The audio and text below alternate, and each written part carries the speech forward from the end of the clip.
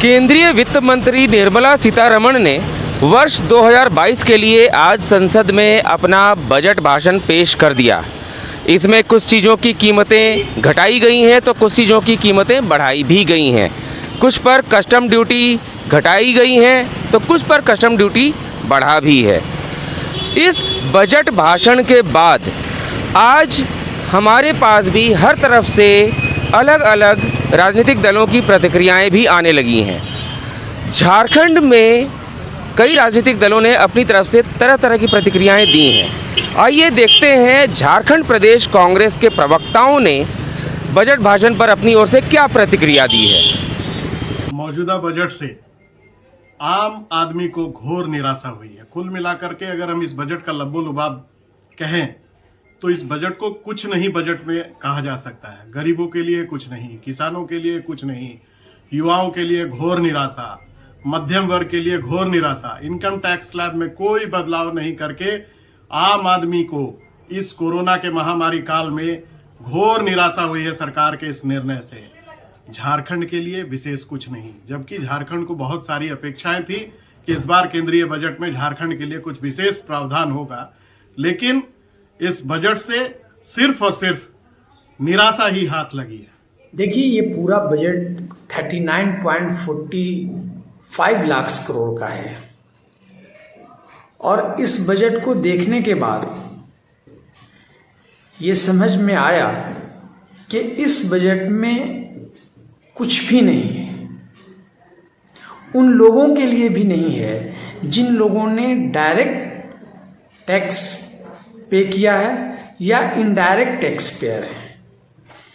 जिन लोगों से सरकार रेवेन्यू कलेक्शन करके अपने खजाने को भरती है, उनके बारे में एक मिनट भी पूरे बजट में डिस्कशन नहीं हुआ। उनको कहीं पे भी किसी भी तरह की कोई भी राहत की बात नहीं कही गई। और इस बजट को फाइनेंस मिनिस्टर ने अमृत काल कहा। मैं मानता हूं और एक्सपर्ट भी मानते हैं कि ये अमृत काल नहीं, विष काल है।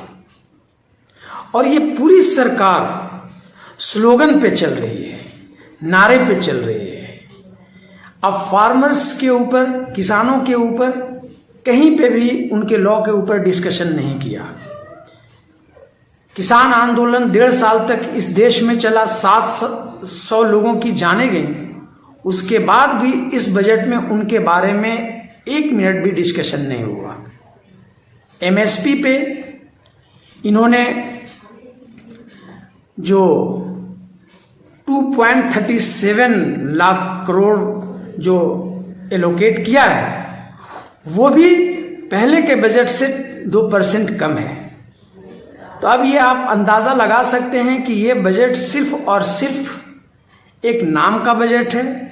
इस पे उन लोगों को फायदा नहीं पहुंचाया जो यहाँ के गरीब हैं, जो यहाँ के लोग सरकार को टैक्स पे करते हैं।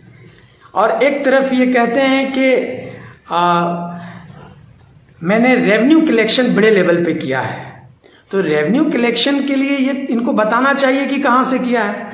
सिर्फ और सिर्फ डीजल और पेट्रोल से इन्होंने 35% रेवेन्यू कलेक्शन किया है। उसके अलावा तो और कहीं से इन्होंने नहीं किया है। तो इन्हें कम से कम उन लोगों को फायदा पहुंचाना चाहिए था जो लोग डीजल और पेट्रोल 100 रुपये लीटर ले रहे हैं, उनको भी इन्होंने फायदा नहीं पहुंचाया। ये बिल्कुल ही खोखला बजट है और कुछ भी नहीं है।